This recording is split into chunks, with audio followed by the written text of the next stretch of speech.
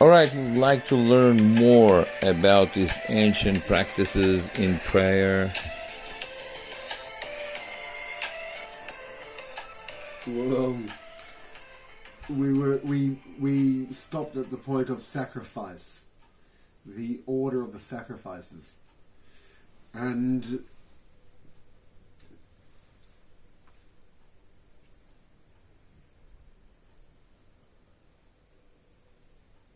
so far as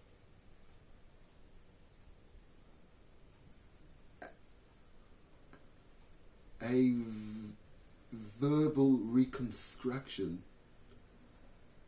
of an entire era of the prehistory of humanity, the entire religio-sacerdotal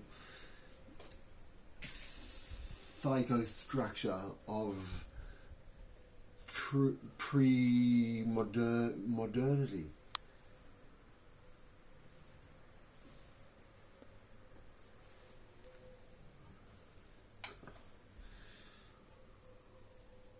And what about it?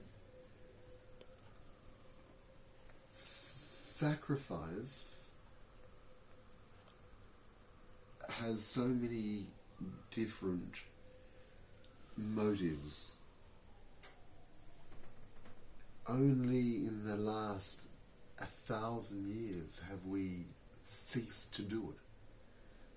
For the last 9,000 years of recorded human history,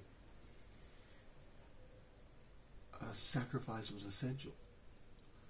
We still don't fully understand what it is. So, through the crucible of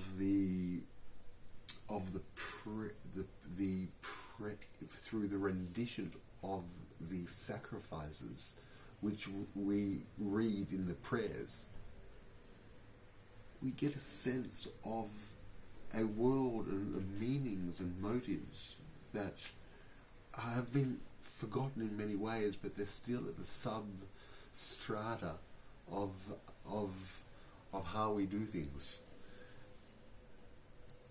And the practice of these substrata and almost the access there by describing how things were, not in a horizontal way, but or in a vertical, but in a reversed vertical way. The recessed meaning of a ritual, which is now described in letters and in description and verse and in using all the analogies that make meaning in a sentence, and then recited in prayer and in chants in a different context. So the many stages in the interpretation of ritual, that in itself, the reinterpretation of ritual within prayer, or the order of the ritual, is really remarkable, and it need not be said here because it's such an important subject for another time.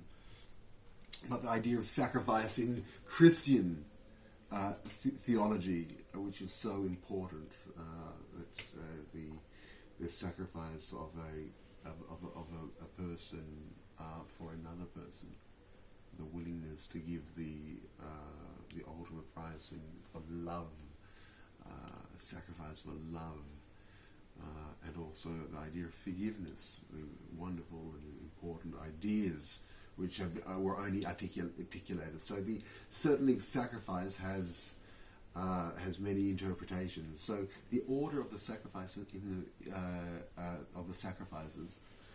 is absolutely fascinating, and it's not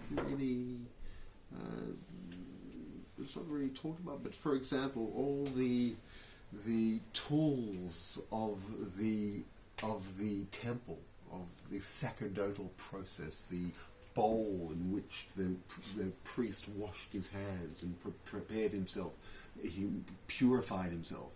Where they, in the ritual bathing, from the beginnings of the purification of the priests are written, and it's quite remarkable that we have actually documentation of early purification, but also hygiene. So, and it is recited almost these depositories of value, of knowledge, of insight into our ancestry, into our psychic ancestry, and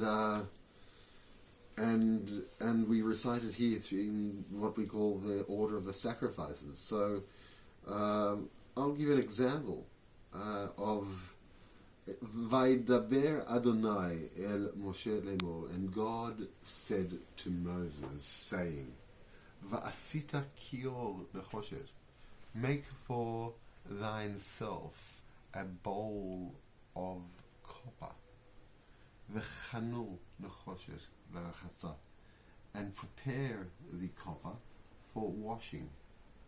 V'natata oto ben ohel moed, and you should place it between the tent of the witness, uvein hamizbeach, and between the altar. V'natata shama mayim, and you should put there water. V'rachatzu Aharon uvanav, and Aaron and his children washed mimeno, from it, et yadehem, their hands, ve'et raglehem, and their feet. Beboam, as they came, el ohel moed, to the tent of the witness. Yichotzu mayim, they will wash with water. Velo yamutu, and they will not die.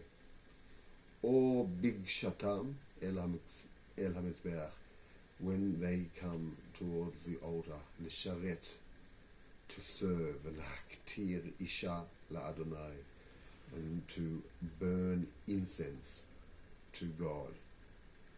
V'rachatzu, and they washed yadehem, their hands, v'raglehem, and their feet. V'lo yamutu, and they did not die. V'haita lehem, and there was for them chok olam, a law forever.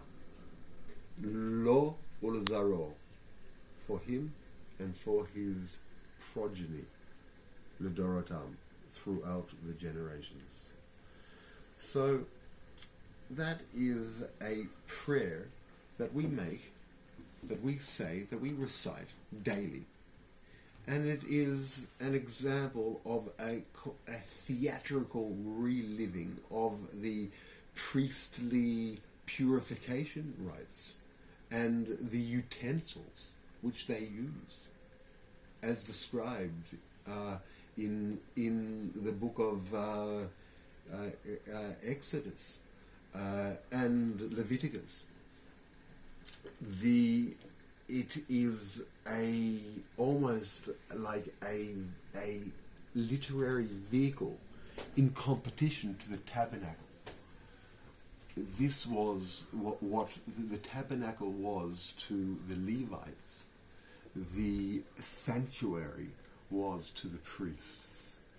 Two different intellectual strains competing. The priests and their rituals demonstrated mastery over the calendar, over the animal husbandry, over agricultural processes, over the collection, over the measures, over the distribution, over social vision of the way that the food, the meat from the sacrifices would be divided in a fair way, which would sustain a scholarly class and a priestly class.